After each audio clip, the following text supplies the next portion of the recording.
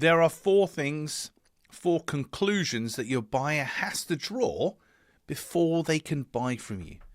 And it doesn't matter what you're buying, the four things are always the same. And that's what we're talking about in today's episode 1090 of the Daily Sales Message podcast, where every single day I share a piece of simple and actionable advice that's designed to help you feel more confident and sell more stuff too. So yeah, four conclusions buyers have to draw. And there's one of them in particular I want to talk about today. If you want to check out all four, go to whattosaytosell.com. I've got a free clarity training. I'll talk you through all four of them.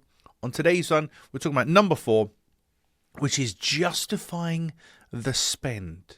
Justifying the spend. Now, this doesn't so much talk about whether what you do is cheap or expensive.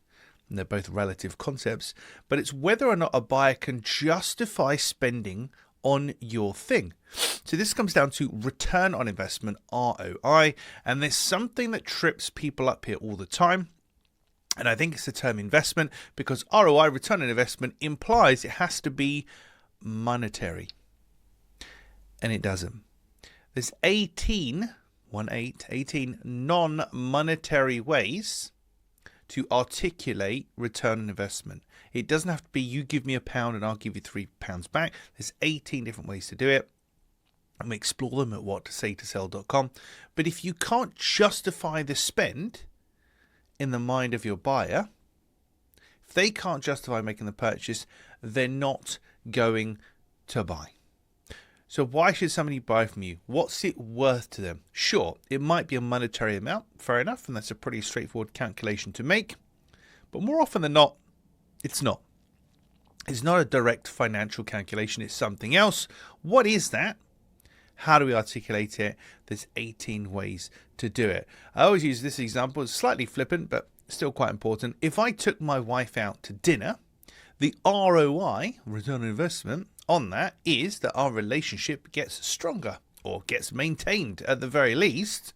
So I don't necessarily get a check at the end of it, but it's worth something to me. It has value. So where is the value for your buyers? There's 18 non-monetary ways to do it.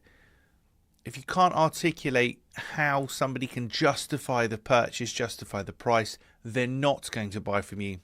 It's as simple as that. And that's one of 4 main conclusions that somebody's trying to draw when they buy from you. You can find out more about that at whattosaytosell.com. That's it for this episode. There's over 1,000 episodes of this podcast. Search for Daily Sales Message on Apple, Spotify, Google, wherever you get your podcasts.